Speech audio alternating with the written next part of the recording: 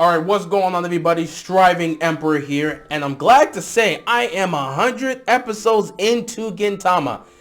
This has been a journey so far. Started it earlier this week and now past 100 episodes, so I feel the need to talk about it. Now, I'm not going to get into the story or where I am so far, but it has been an interesting experience. I will say that for the most part. I already knew coming in that it was going to be a slow burn. A lot of you guys in my comment section told me, yeah, you're going to have to be patient with this one. Which I'm willing to do because, again, I'm a fan of One Piece. I love Naruto. I love Bleach. I love Kingdom. I love Berserk. I am clearly experienced in long-running series, so I have the patience to wait and see how a series develops over time. And I've been doing that so far with Gintama. Now, those earlier episodes, my God, those earlier episodes, they were nice. But at the same time, it was nothing but comedy. Like, it was nothing but comedy. And I'm sitting there like, I know that there's a lot of comedy in this series, but it's still supposed to be a shonen. And I guess there's some shonen aspects, but it's usually used in comedic values. So, is this really just the whole series? I had that thought for the most part. I definitely skipped the first two episodes because I already knew about that crap. So I started from episode 3 and went all the way up and just continued my journey. For like the first 30 to 40 episodes, definitely.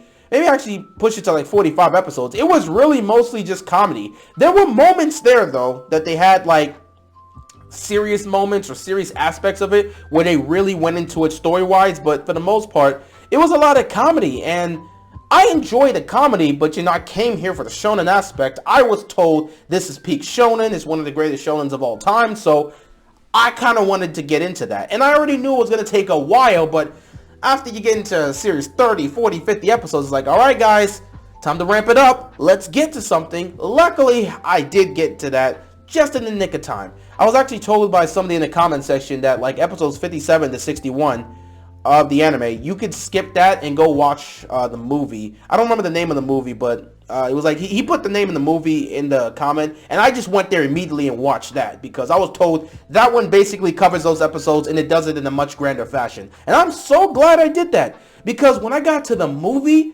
that's when I'm like, okay, this really does have potential. Like, I was really invested in the story. I was invested in the characters. I invested myself into everything that this movie represented, and it was really good. It really captivated my attention. And that's when I was like, okay, I really know there are moments there. It's a lot of comedy, but if we can continue to truck through it, we will get to those great moments.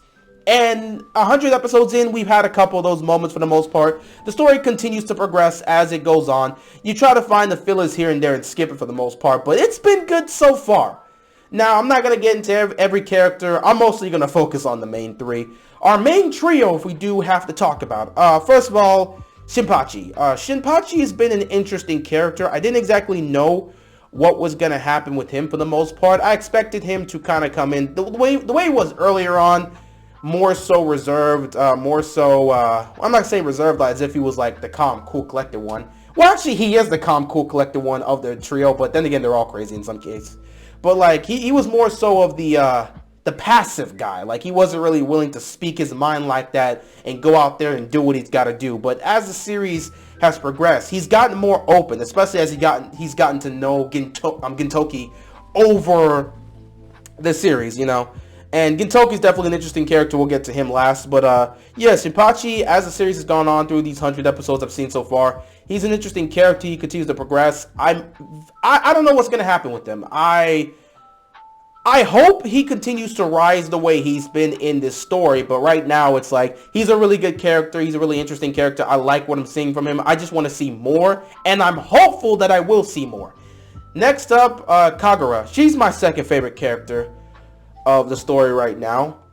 Then again, I'm only 100 episodes in. Actually, I wouldn't even say she's my second favorite character, but she's definitely in the top 5, even though we don't have that many characters, but she's in the top 5 because she's really interesting as the main heroine. You know, I'm so used to like different aspects of who's going to be that main female character in the group. Of course, you know, when you watch Naruto, you know it's Sakura. When you watch Bleach, you're looking at Rukia and Orihime. You deal with like characters like that in the situation. With One Piece, obviously, you've got Nami, you've got Robin. You gotta get used to how that's going and how they kind of fit in that aspect and the type of character traits you see from like a main female character.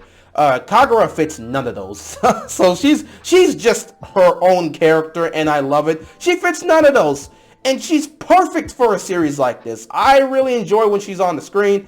I enjoy the moments she and Gintoki have. It's been very funny. She's hella strong, and she's definitely a character that I want to see more of as the series goes on. I have no clue what's going to happen with her.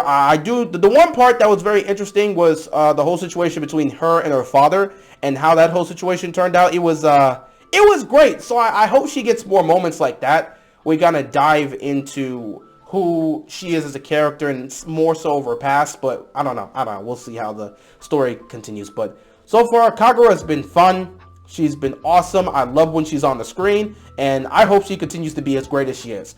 But of course, we gotta talk about the main man, the main character, the main guy, my favorite character of the story so far, Gintoki. Gintoki is one of the more interesting protagonists that I've dealt with, you know. He's a guy that kind of reminds me of Rio from City Hunter. You know, this guy, he's all fun-loving, he's all, you know, unserious. He puts himself out there as this, you know, kooky guy that's crazy and acting up and acting wild for the most part. But there's more to his character than is on the surface initially. There's a deeper part of his character that doesn't often get shown.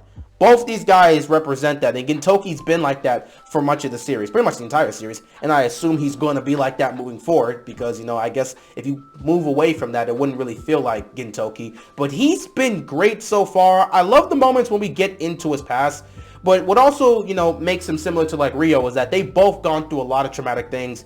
They've both dealt with despair, they've both dealt with loss, they've both participated in wars. It's just, they've done a lot of things in their past, and they've gone through a lot of pain and suffering and loss, yet somehow they're able to come out here and be all relaxed and happy-go-lucky and chilling, and it's just cool. It's just cool. It's awesome to see. It's great to see. I'm enjoying his character, and I'm enjoying how we continue to get a little bit more, I'm not gonna say, it hasn't been that well shown. I'm not saying that well, but like it hasn't been flushed out like that through the first 100 episodes. But we've gotten bits and pieces into his past, bits and pieces into his psyche. But the one thing that I'll definitely say that was shown at least from day one and continues to be shown throughout the episodes I've seen, and I hope it will continue to be shown as the series goes on, is the set of principles that he chooses to follow. And it really guides who he is as a character. There's a set of principles, a certain way he chooses to follow, a certain aspect he chooses to follow, his way of life, his own belief, his own pride, his own principles that he chooses to follow. He really follows that to the T like a true samurai, and I enjoy it. I really do enjoy, you know, getting those in-depth moments with Gintoki, and I hope we get more of those, which I definitely believe we will. I assume after you get past the first 100 episodes, things start to really ramp up, so we'll see what happens. But I've been enjoying Gintama so far. Can't wait to continue the series. Didn't really want to talk about much of the story here because it wouldn't really make much of a sense, at least for me, to like go into a review type situation with the series that you've only watched 100 episodes when there's like 300 or 400 plus more left to watch. But it is what it is. I enjoy what I've seen so far. Early on, I had mixed feelings. Now I'm just, you know, interested. I've said interested like 1,000 times already, but I'm excited to see what Gintama has in store for me with these upcoming episodes, and I can't wait to see what happens. But that's all I gotta say for this video. I appreciate you guys. Make sure to like the video and subscribe to the channel so that we can build this empire. And with that being said, that is all I got, and I'm out of here, man. Peace.